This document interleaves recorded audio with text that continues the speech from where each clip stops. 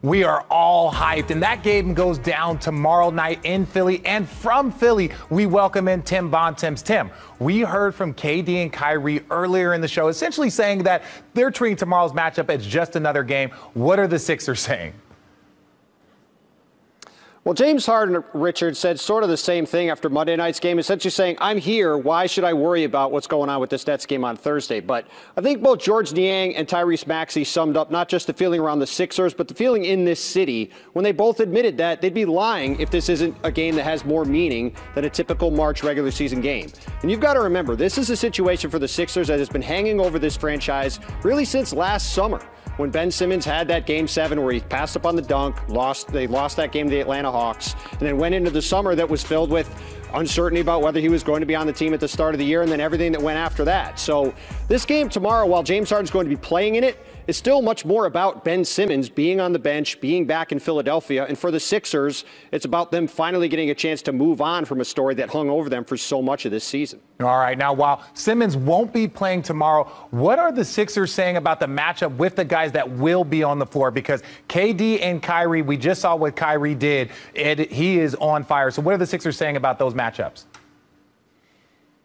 Well, I asked Doc Rivers, Richard, what it would mean to see their defense go up against an elite offense, and specifically two of the best scorers in the league in Kevin Durant and Kyrie Irving.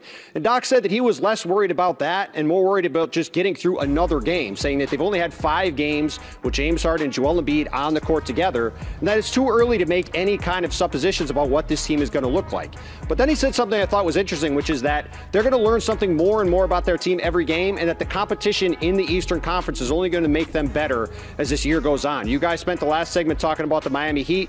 The Nets and Sixers certainly think they're good enough to get out of the Eastern Conference. You've got teams like the Celtics and the Bulls and obviously the defending champion Bucks. So the Sixers know their road ahead is going to be tough, and this is just another chance to get better as they try to get ready for what's going to be, hopefully for them, a long playoff run. All right. Thank you, Tim. Very informative. And look, just to reiterate, Simmons won't be on the court tomorrow night, but you got to figure he will be ready to suit up come playoff time. Now, Perk, I'm going to start with you. How much would you love to see these two teams match up in the playoffs? And what would you expect in a 7-game series? Oh, it will be fireworks. Look, we're talking about historical numbers, whether it's KD or Kyrie putting them up, James or Joel. Like, we know that Ben Simmons is not going to put up historical offensive numbers. That's not who he is. But that you talking about probably will be one of the greatest like playoff series of all time. Like, talk about multiple overtimes, things of that nature. Just all the tension. But why are they still trying to downplay it? They have tweets. They got guys up there. You guys know we've all been in the locker rooms. You keep it in house. You know what I'm saying? They didn't keep it in house. The minute the trade, they literally asked Joel Embiid, like, how long have you been waiting to send that one? And he was ready. They're trying to be locked in. Look, I think that would be amazing if we see a fully loaded. Obviously, we know that the Sixers are fully loaded at this moment, but also a fully loaded Nets team. And then all of the storylines. When we talk about playoffs and awards, since we talked about awards as well, it all comes down to storylines that fuel matchups and fuel great performances. And in this case, I mean, Ben Simmons is in a place where he wants to play, and James Harden is in a place where he wants to play. I think Perk makes a great point. Those guys in Philly are hungry. And so I think this is going to be an opportunity for them to make a statement in a year where Joel Embiid is also trying to seal MVP. It's going to be fun. This is an important game for Ben Simmons because Ben Simmons wanted to go and set foot in Philly, show his face. He's only going to be on the bench. He's not playing. But this is a really big first step for him in getting back. I'm told he wanted to go. Nobody made him. Nobody said, you got to show up. He wanted to be there. And I think, look, he's going to hear it. The Sixers have an increased security presence, much like they would for other big games that they've had. This is the most in-demand ticket in Philadelphia in the last 10 years, in a decade. Okay, on that secondary market, if you don't have a ticket yet, don't bother. Don't buy it. There are going to be celebrities, VIPs. It's going to be very expensive to go to this game. You're going to hear it from the crowd. But the fact that he wanted to be there, he knows what's coming. And KD knows what's coming, too, by the way. I was there in Oklahoma City when he made his return with the Warriors.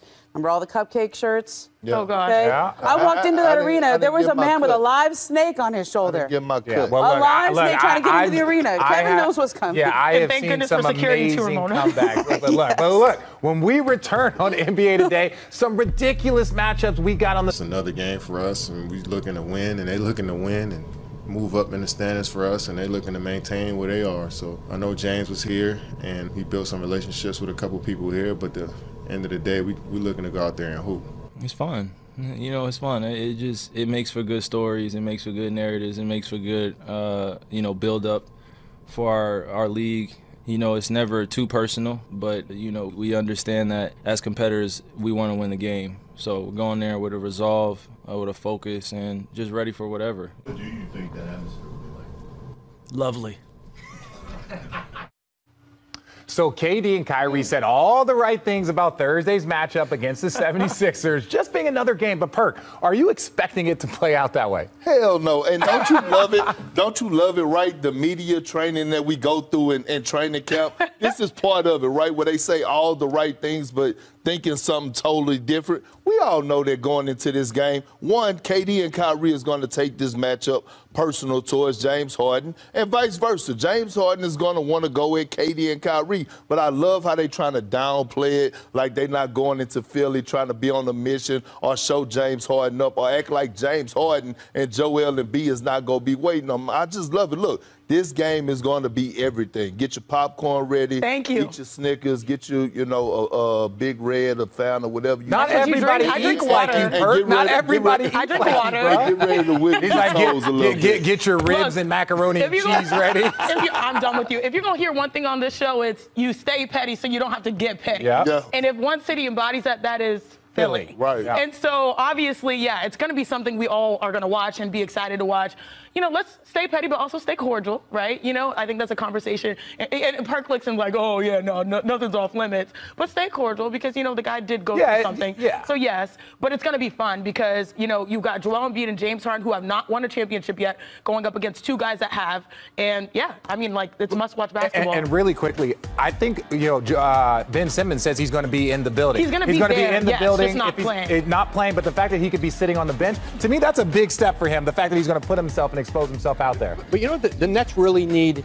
They do not have many games together with Kevin Durant, Kyrie Irving, where they've gone through stuff. You get in the postseason, as you guys know, you've got to be able to draw on some things from having played together, trust. They don't have that in Brooklyn because they haven't played together, their entire group. And they're in a race now between now and the end of the season. Forget about where they are in the standings, that they can harden this group so when they get into the difficult situations are coming in the Eastern Conference playoffs, that they can draw upon experiences, trust, knowing how they're going to play in moments. And this team doesn't have that. And we've talked about it all year long about can they just throw this group together very late and go in and play against Milwaukee, a Philly team that is gelled quickly, obviously Miami, a healthy Chicago team, and Boston, who's the hottest team and the best defensive team in the league. In the East, I think for the Nets, just showing they can win some of these games is going to be really important. And Woj, that's a great point because the playoffs actually have started for the Brooklyn Nets, right? And you think about what they had to do to get that win last night against a team that they could possibly face in the Hornets. Like Kyrie had to go for 50. It was a must-win game. Yeah, he had to go for 50. So that's a great point right there. Yeah, well, look, it's going to be fun to watch that game regardless of who's on the floor because you have some of the best talent. But still to